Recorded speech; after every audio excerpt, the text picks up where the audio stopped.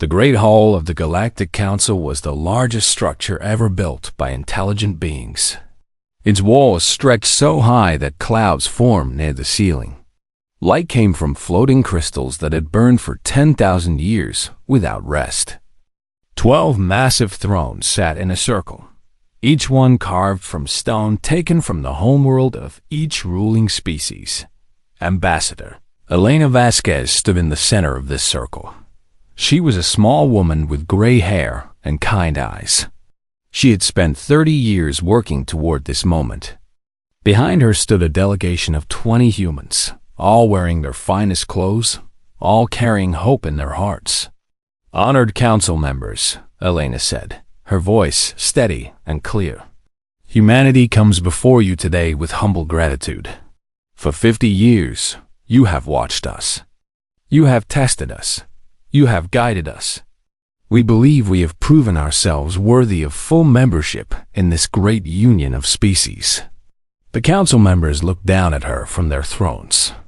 The Volanti representative, a tall being with silver skin and 4 eyes, leaned forward. His name was Zethron, and he was the High Counselor. His face showed nothing. Elena continued her speech. She spoke of human achievements. She spoke of the colonies they had built on distant worlds. She spoke of the diseases they had cured, the art they had created, the peace they had maintained among themselves. She spoke for nearly an hour, and when she finished, she bowed low and waited. Silence filled the great hall. Then Zethron spoke. His voice was cold like winter wind. "We have indeed watched humanity for 50 years, he said. "We have watched very carefully, and what we have seen has troubled us deeply." Elena felt a chill run down her spine. Something was wrong. "You speak of achievements," Zethron continued, "but we see something else. We see a species that advances too quickly. We see a species that fights with terrible creativity. We see a species that refuses to know its place in the order of things." Another council member spoke. She was Trix of the Kandori, an insect-like being with mandibles that clicked when she talked. "Our seers have looked into the streams of time. They have seen what humanity will become if left unchecked. They have seen you spread across the galaxy like fire. They have seen you consume everything in your path." Elena's hands began to shake. "Honored Council, I do not understand. We have followed every law. We have obeyed every rule. We have done everything you asked of us." "Yes," Zethron said.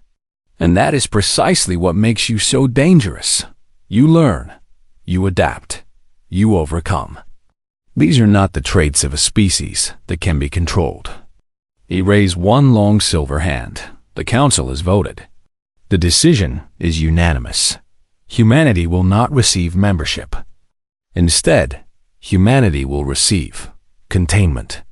At that moment, alarms began to sound throughout the station.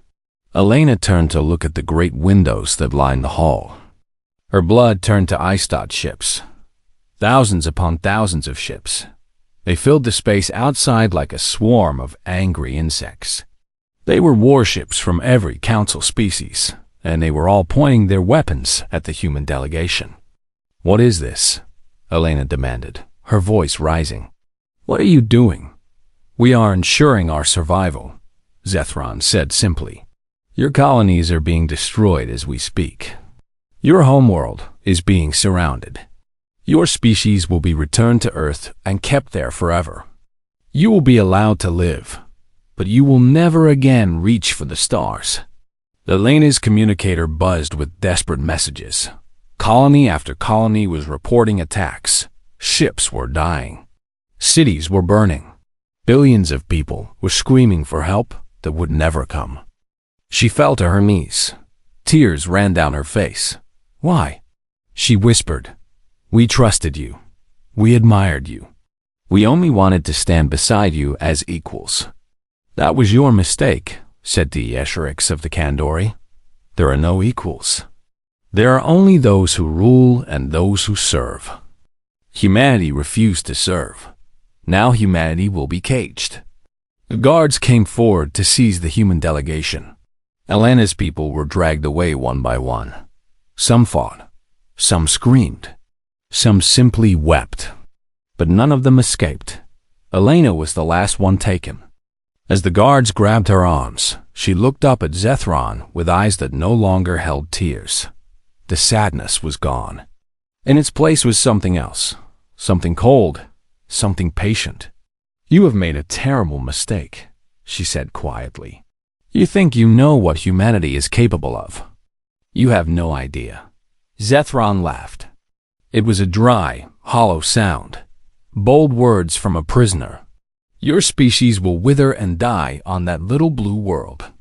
In 1,000 years, no one will remember you existed." Elena smiled. It was not a pleasant smile. "I wonder," she said, "what you will think of us in 4,000 years. The guards began to drag her away. She did not resist. But as she passed through the great doors of the council hall, she activated a hidden transmitter in her collar.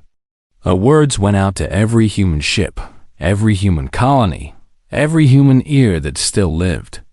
"This is Ambassador Elena Vasquez. The council has betrayed us. Our colonies are burning. Our people are dying. We are being caged like animals because they fear what we might become." She paused. The guards hit her, but she kept speaking. "Do not fight them today. You cannot win today. But remember this moment. Remember every face in that council. Remember every ship in their fleets. Remember every world that sent soldiers to murder your children." Her voice grew stronger, even as blood ran down her face. "Remember and wait. Build in the shadows. Grow in the silence. Become what they fear. And when the time is right, when we have become something they cannot imagine, we will return. Not for revenge, for justice." She took one final breath. "Remember what they did. Remember and wait." The transmission ended. The guards executed Ambassador Elena Vasquez 3 days later. They broadcast her death to all of humanity as a warning, but humanity did not see a warning. They saw a promise, and they began to wait. The galaxy moved on and forgot about Earth. For the Council species, the Terran problem became a small note in history books. Teachers mentioned it briefly when discussing the dangers of allowing primitive species to advance too quickly. Politicians sometimes used it as an example of wise leadership. But mostly, no one thought about the little blue planet locked away behind automated defense platforms. Life continued. Empires rose and fell. Wars were fought and forgotten. Trade routes shifted. New species were discovered, evaluated, and either welcomed or destroyed. The great machine of galactic civilization turned without pause. On Earth, things were very different. The first century after the betrayal was chaos. Billions had died in the attacks. The survivors were traumatized, angry, and confused. Nations blamed each other. Old hatreds returned. For 50 years, humanity tore itself apart with wars and revolutions. Then something changed. A woman named Yuki Tanaka stood on the ruins of what had once been Tokyo. She was just a school teacher, nobody important. But she had an idea that would change everything. She started walking. She walked from city to city, talking to whoever would listen. Her message was simple. We are wasting our time fighting each other. The enemy is out there, beyond the sky. They are waiting for us to destroy ourselves. Are we going to give them what they want? Others joined her. Then thousands. Then millions. The movement spread across the wounded earth like wildfire. People stopped fighting. They started building. Within 200 years, the nations of Earth dissolved. In their place rose a single government, the Terran Imperium. It was not built on conquest or force. It was built on a shared purpose that burned in every human heart. They would return to the stars. And when they did, the Council would learn the true meaning of fear. But they could not simply build ships and fly away. The defense platforms circling the solar system would destroy anything that tried to leave. They needed to become something more than they were. They needed to evolve. The first great project was called The Deepening. Scientists from every corner of Earth worked together to unlock the secrets of the human mind. They found ways to make people smarter. They found ways to extend human life. They found ways to connect minds together across great distances. Within 500 years, the average human was 10 times smarter than the geniuses of the old world. They lived for centuries instead of decades. They could share thoughts and memories as easily as people once shared photographs. But intelligence alone was not enough. They needed power. The second great project was called The Harvest. Engineers worked to pull energy from the fabric of space itself. They called it zero-point energy, and it was everywhere, unlimited, and free. With this power, they could do things that seemed like magic. They built machines smaller than atoms. These tiny machines could build anything, repair anything, change anything. They lived in the air, in the water, in the bodies of every human being. Disease became impossible. Aging became a choice. Death became optional. The third great project was called The Folding. Physicists discovered that space was not flat.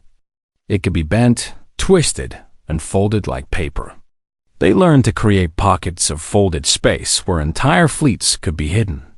They learned to step from one point in the universe to another without crossing the distance between. All of this happened in secret. The defense platforms still watched, but they were ancient and stupid. They looked for ships. They looked for weapons.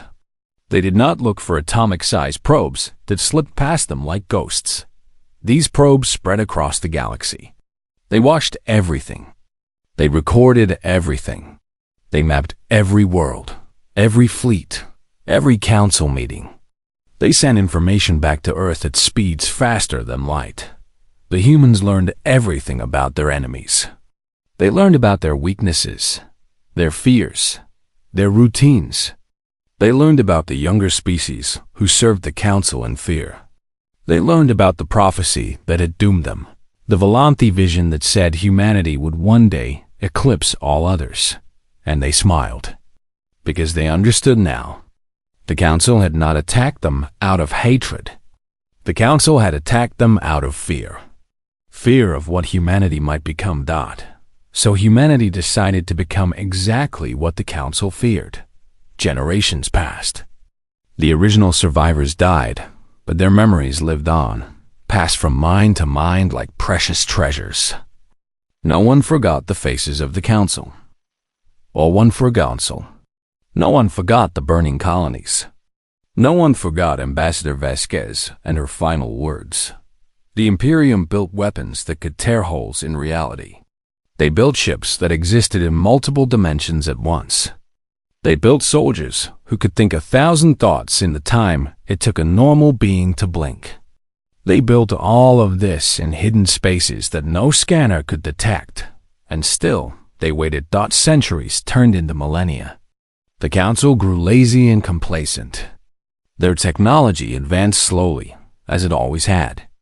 They relied on the same weapons, the same shields, the same strategies they had used for 50,000 years. Why change what worked? The automated defense platforms around Earth began to fail. One by one, they went dark. The council should have noticed. They should have sent ships to repair them. But they were busy with other matters. The quarantine of humanity was ancient history. No one remembered why it even mattered.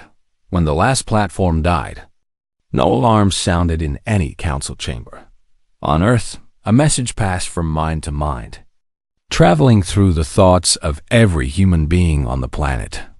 It was a simple message, just 3 words, but it carried 4,000 years of pain and patience and purpose. The wait ends.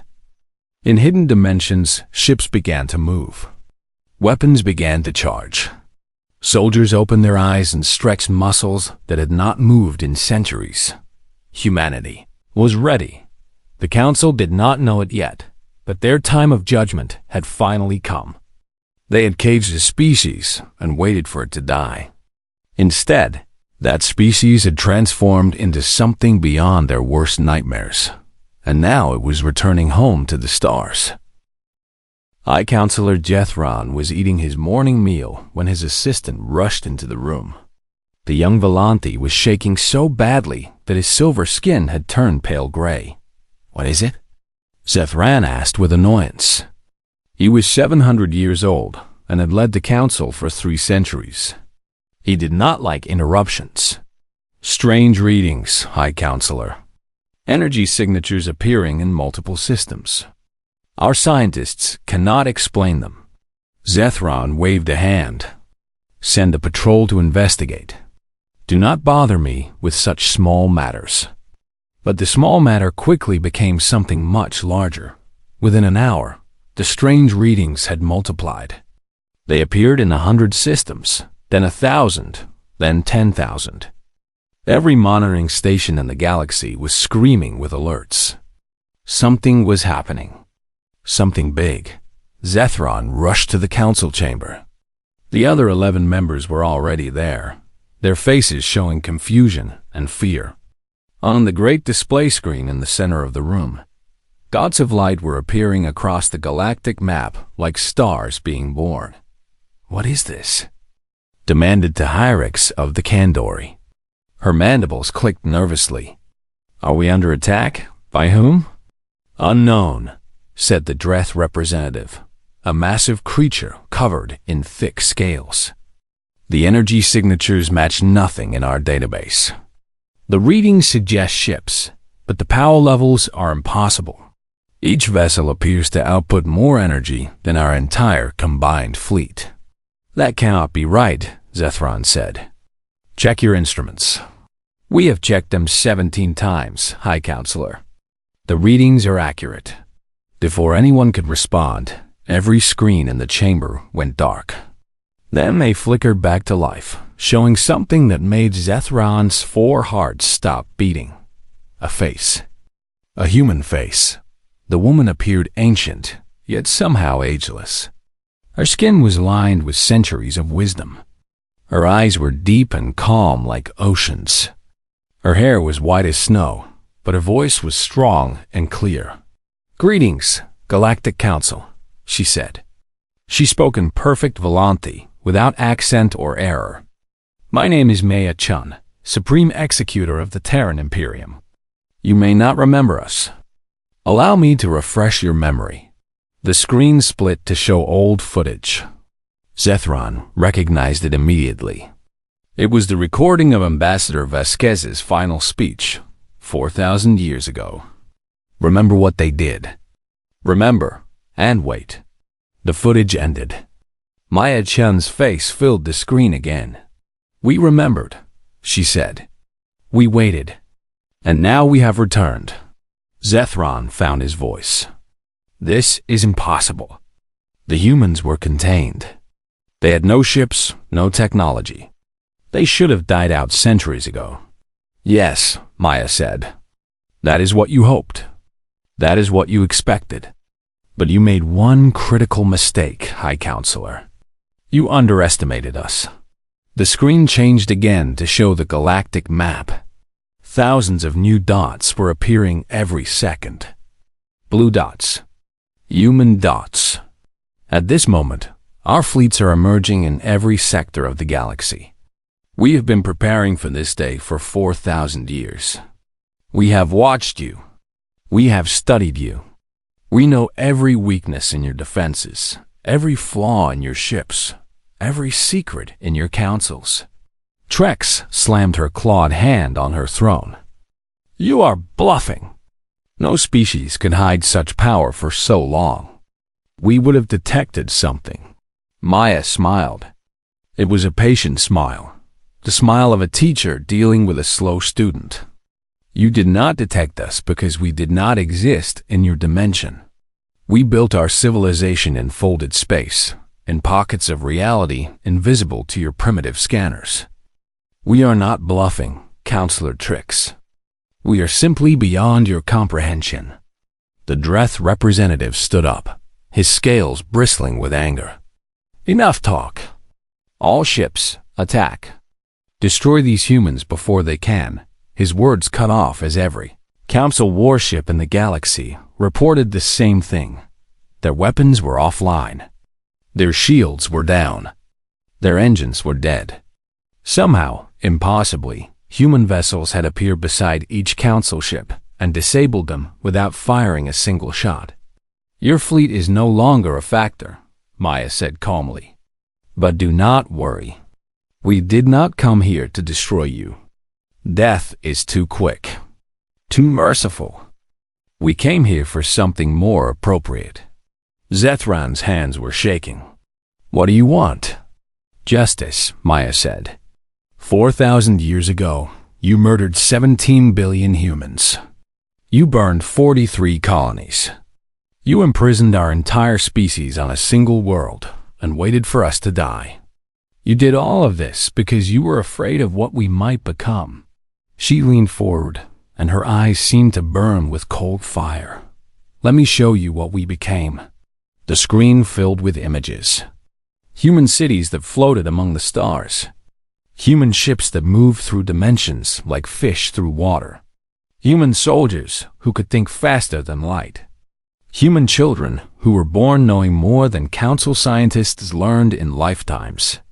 We did not waste our imprisonment, Maya continued. We used it. We evolved. We transcended. And now we stand before you as something new. Something you cannot fight. Something you cannot stop. Zethran fell back into his throne. Around him, the other Council members were paralyzed with terror. Everything they believed about the universe was crumbling. What will you do to us? The Dreth representative asked. His voice was small, defeated. We will give you exactly what you gave us, Maya said. You will learn what it means to be caged. You will learn what it means to watch the galaxy from behind walls you cannot break. You will learn what it means to wait. She paused, and her expression softened slightly. Not with mercy, but with something deeper. Understanding, perhaps. Or maybe just the patience of a species that had learned to think in centuries. But first, there will be a trial. You will stand before the people you tried to destroy. You will answer for every life you took. And then, and only then, will you receive your sentence. The screen went dark.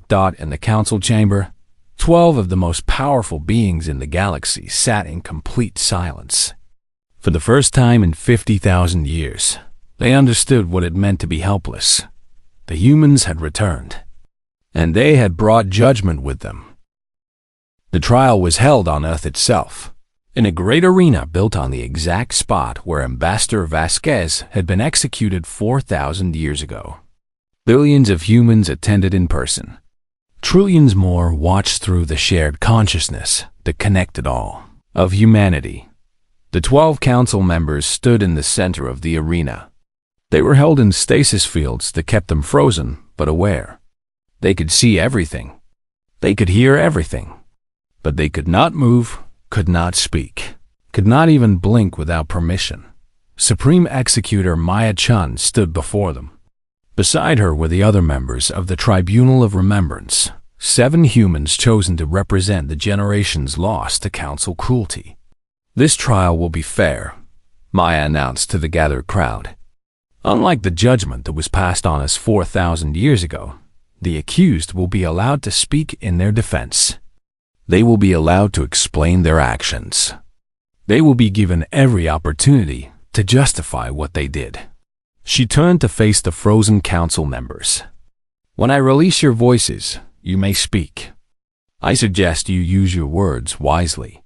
The stasis fields shifted, allowing the Council members to move their mouths.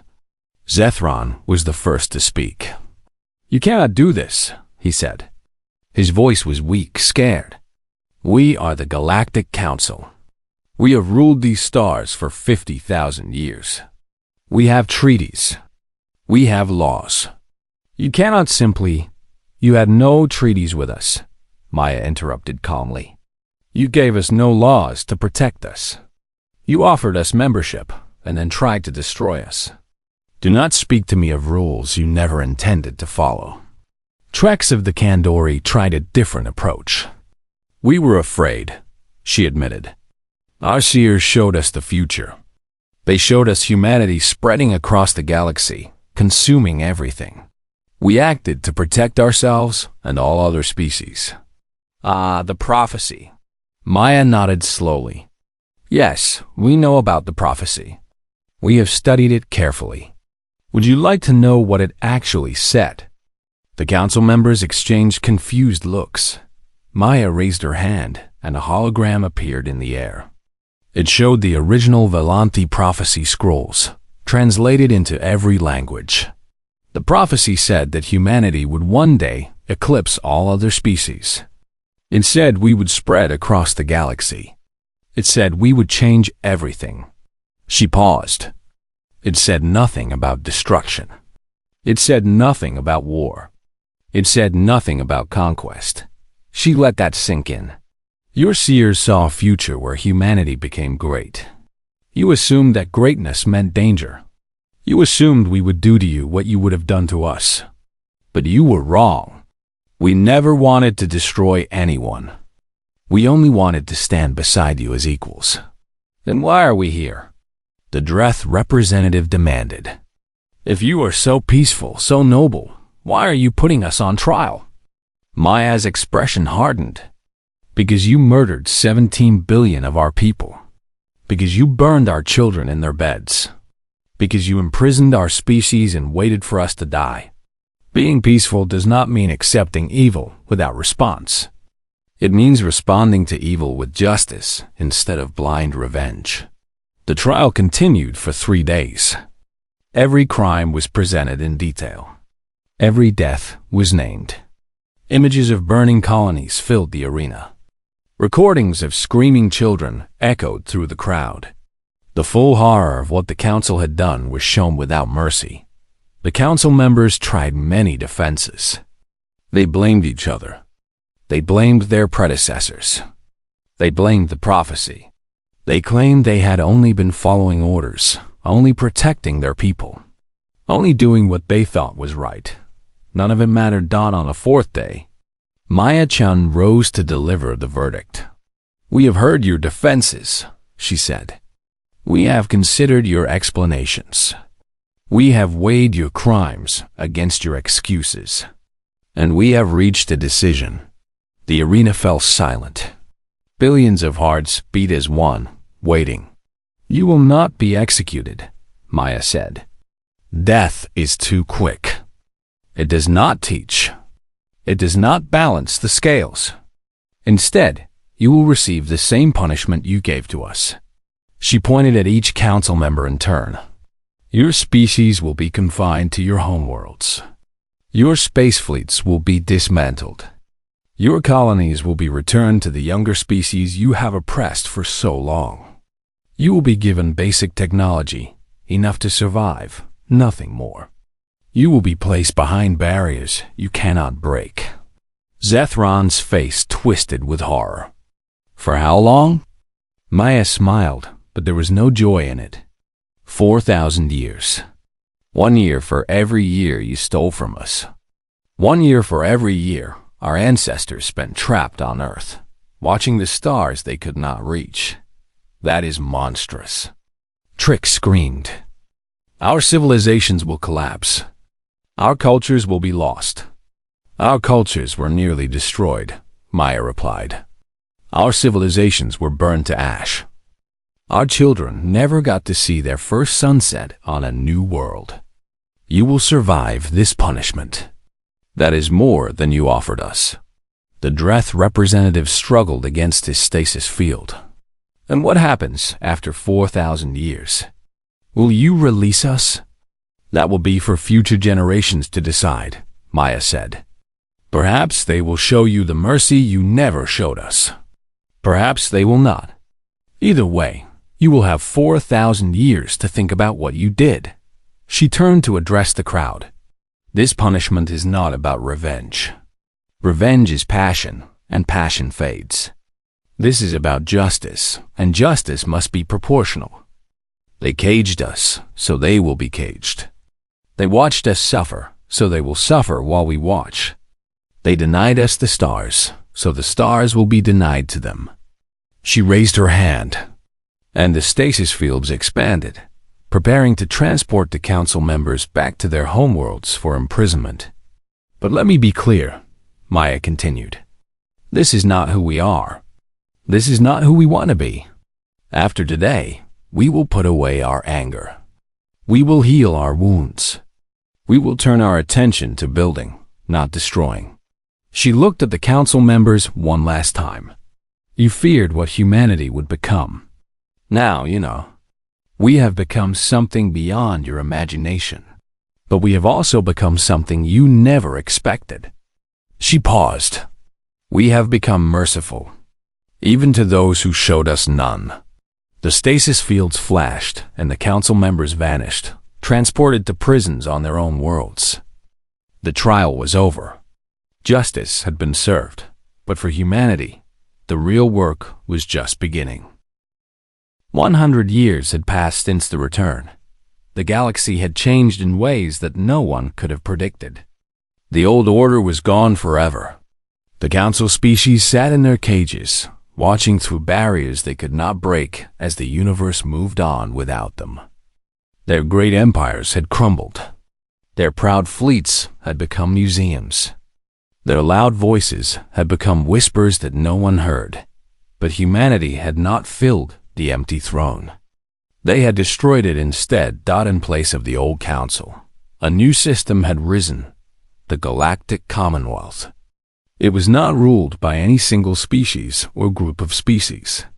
It was a true partnership, a union of equals where every voice mattered and every world had a vote. The younger species, the ones who had served the council in fear for thousands of years, finally walked free. The Terran Imperium shared its technology with them, taught them its secrets, helped them build their own civilizations. Former servants became scientists, artists, and explorers. Worlds that had been mines and factories became gardens and universities. On a small moon orbiting a gas giant in the Andromeda sector, a young alien named Crix sat in a classroom. She was a Sithani, a species that had once been slaves to the Kandori. Her parents had spent their lives digging ore for masters who saw them as animals. But Crix was not a slave. She was a student. Her teacher was a human named Dr. James Walker. He was tall and kind, with gray hair and a gentle smile. He had volunteered to spend 50 years teaching on distant worlds, bringing knowledge to species who had never been allowed to learn. Today, Dr. Walker said, we are going to talk about history. Specifically, we are going to talk about why the Galactic Commonwealth exists. Crix raised her hand. Because the humans defeated the Council. That is part of it, Dr. Walker agreed. But defeating someone is easy. The hard part is what comes after. When the Terran Imperium had total power over the galaxy, they had to make a choice. They could have become the new Council. They could have ruled everyone with an iron fist.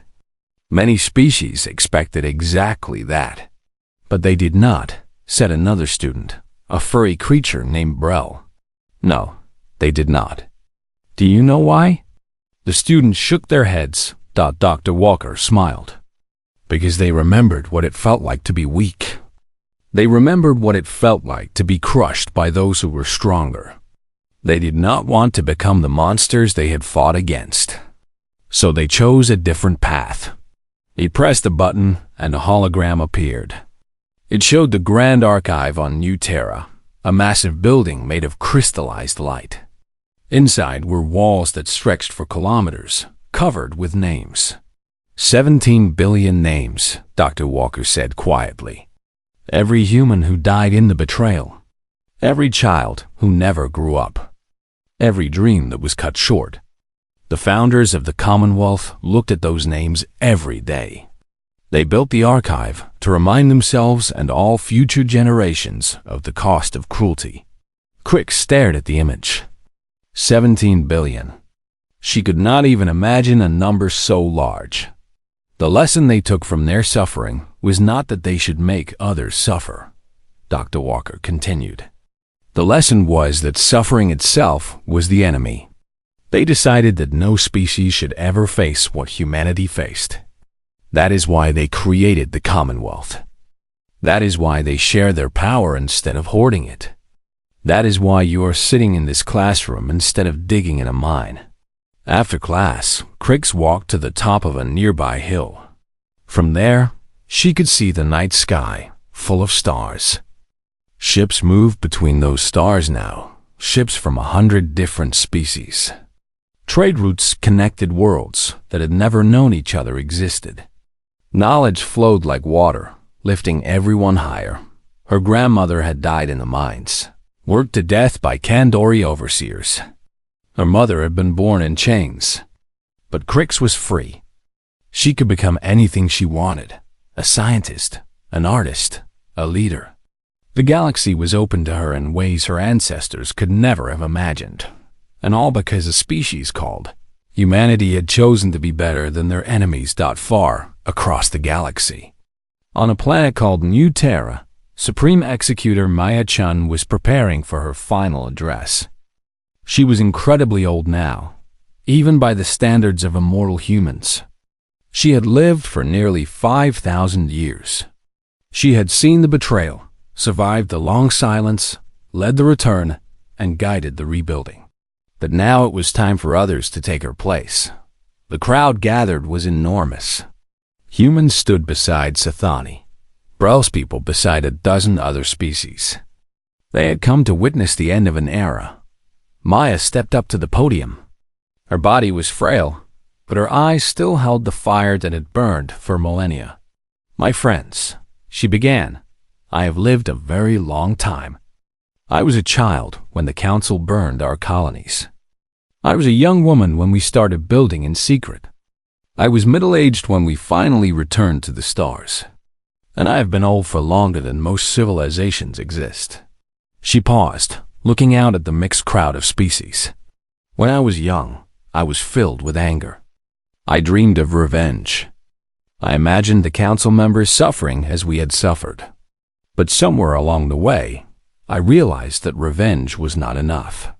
Revenge would only create more suffering, more anger, more cycles of violence. She smiled softly. We waited 4,000 years. That is a very long time to think. And in all that time, we realized something important. Being strong is not about crushing your enemies. Being strong is about choosing not to crush them, even when you could. Being strong is about building something better instead of just tearing something down. She gestured at the crowd, at the humans and aliens standing together. Look at what we have built. 100 years ago, these species were slaves and masters, rulers and ruled. Now they are partners, friends, family. This is our true victory. Not the fleets we built, not the weapons we created. This, the proof that different species can stand together as equals. She took a deep breath. Her time was short now. She could feel it. The council feared what humanity would become. They saw a vision of us spreading across the galaxy, changing everything. They were right to be afraid, but not for the reasons they thought. We did spread. We did change everything. But we changed it for the better. Our voice grew stronger for her final words. Let this be our legacy, that a species who was given every reason to hate chose instead to love. That a species who was shown only cruelty chose to show kindness. That a species who was nearly destroyed chose to build rather than to break. She raised her hand to the crowd. We waited 4,000 years. We earned our place in the stars. Now go forward and make the universe proud of what we became. The crowd erupted in cheers that echoed across the planet. Maya-chan died peacefully 3 days later, surrounded by friends and family from a dozen different worlds. She was buried on Earth, on the same spot where Ambassador Vasquez had delivered her final message. So many thousands of years ago, her tombstone carried a simple message. One that summarized everything humanity had learned in its long journey from betrayal to triumph. We remembered. We waited. We returned. And then we built something worthy of the stars. The galaxy turned, as it always had. But now it turned toward a brighter future.